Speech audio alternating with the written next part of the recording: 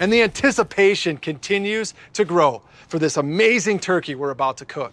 And when we talk about simplifying this process, and I use that a lot because I want to teach you how to make it easier on yourself. Using a chimney starter is one of those ways. It lights fuel extremely quickly. So instead of you wasting 20, 30, 40 minutes trying to get your briquettes nice and ashed over, it'll do that much faster in about 10 to 15. The key to using a chimney starter is using the correct amount. Now this is a standard 22.5-inch kettle. I know that we're going to be using about 50 to 60 briquettes, 25 to 30 per side from the beginning, which is going to be probably about 3/4 of the way full if you're using a traditional Weber briquette. Now if you're using a regular briquette, you're going to go to about 3/4, give or take, because the Weber briquettes are going to be a little bit thicker. The advantage to using a better premium briquette is going to be the consistency of temperature, right? These are going to hold temperature much longer. We're going to be more consistent, which again makes your job with cooking your turkey that much easier.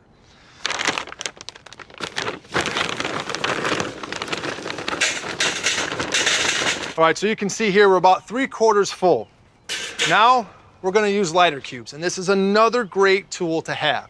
And the reason why is I don't like lighter fluid. I don't like any type of accelerant, because unless you burn that completely off when you're starting your charcoal, it's going to get on your food. And we don't want to have any kind of off flavors on that turkey. We want the best possible grilled turkey you're going to get. So I'm going to use these lighter cubes. I'm going to light those.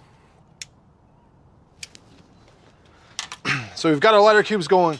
What I want to tell you is make sure two things. One, you start the charcoal from the charcoal grate, not on the cooking grate. And also make sure when you light your lighter cubes, you move the handle off to the side, and our charcoal will be ready in about 10 to 15 minutes, and we'll put it inside of our baskets, get our grill set up, and it'll be close to turkey time.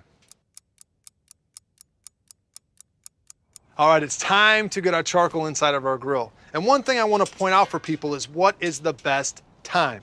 How do I know when my charcoal is ready to get poured into my grill? And you can tell when it's completely ashed over. That's the perfect time for you to pour it inside of your grill. So what we're going to do is we're going to grab both handles, which gives you control of where you're going to pour your charcoal. So we're going to go half on one side, we're going to go half on the other. So now we've got our charcoal separated. And let's talk a little bit about direct heat and indirect heat and when we use those. So anything that's cooked under 20 minutes, we're gonna move the baskets together, which is again a reason why I love to use charcoal baskets. It makes setting up your grill so much easier. But today we're gonna be using indirect heat. So we're gonna slide the baskets completely apart. We're then gonna use drip pans.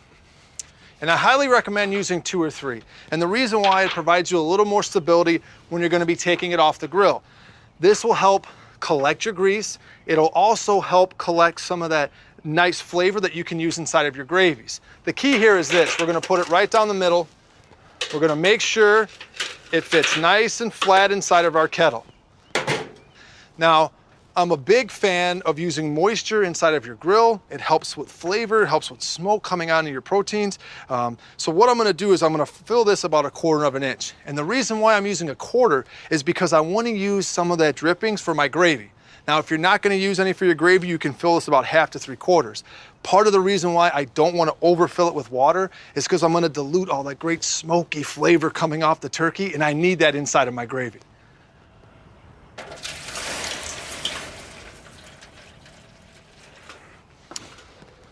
So we've got our drip tray set up. Now, one of the last steps, our hinge cooking grate. We want to make sure that we're taking the hinge portion of the grate and putting it over the charcoal baskets. This is going to make it so much easier when we go to add our charcoal throughout the process.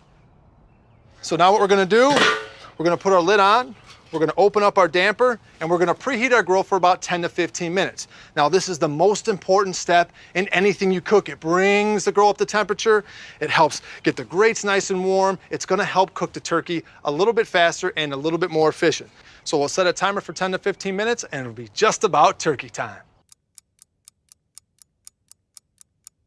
Let's talk about smoking on your kettle grill. And we use smoke as a flavor, an ingredient in that process. We don't want to over smoke the turkey where you're still kind of burping it up after an hour or two. That would be over smoking.